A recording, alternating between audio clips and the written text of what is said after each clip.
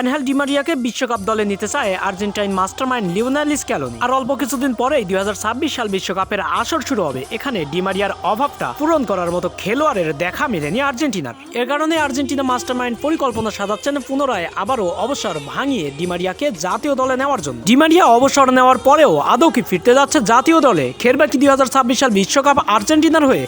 সেই সবকিছু নিয়ে বিস্তারিত থাকছে আজকের প্রতিবেদনে। মেসি ও রোনালদোর মতো ব্যক্তিগত কোনো সাফল্যের দেখা না মিললেও পেয়েছেন অনেক কিছু শিরোপা দলের হয়ে। আর্জেন্টিনাকে দিয়েছেন তার নিজের সমস্ত কিছু উজাড় করে। জিতেছেন তার গোলে 2021 কোপা আমেরিকা ট্রফি এবং 2022 বিশ্বকাপ ট্রফি। ফিনালিসিয়ামও জিতেছেন এবং ফের 2024 কোপা আমেরিকাও তার দুর্দান্ত দাপট এবং পারফরমেন্সে জিতেছেন আর্জেন্টিনা।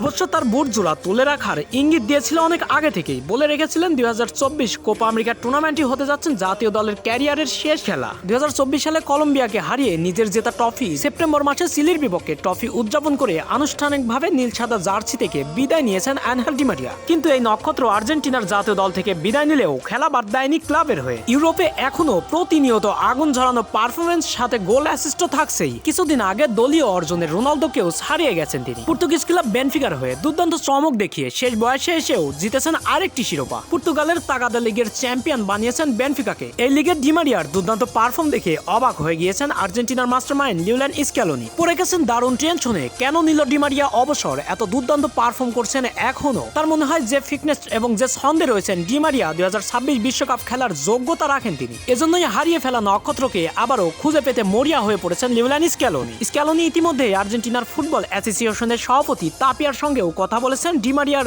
অবসর ভেঙে জাতীয় দলে ফেরানোর জন্য। তবে লিওনেল মেসিও চায় আর্জেন্টিনাতে ডি মারিয়া আবারও ফিরে এসে দুর্দান্ত ফর্ম দেখাক এবং মেসির সঙ্গ দিক। এবং এটা কতটুকু সত্য হতে পারে এটা দেখা যেতে পারে 2025 সালের অর্ধায়ন, অর্থাৎ জুন জুলাই আগস্টে গিয়ে এটা দেখা যেতে পারে ডি মারিয়া আদৌ ফিরবে দলে নাকি ফিরবে না। অবসর নিয়েই নিয়েছে ডি মারিয়া। আপনি ডি মারিয়াকে ভালোবেসে থাকলে এবং ডি মারিয়া ভক্ত হয়ে থাকলে অবশ্যই এই ভিডিওর কমেন্ট বক্সে বলে যাবেন আদৌ কি ডি মারিয়া জাতীয় দলে ফিরতে যাচ্ছে নাকি আর কখনোই ডি মারিয়া আর্জেন্টিনার জাতীয় দলের নীল সাদা জার্সি গায়ে তুলবে না।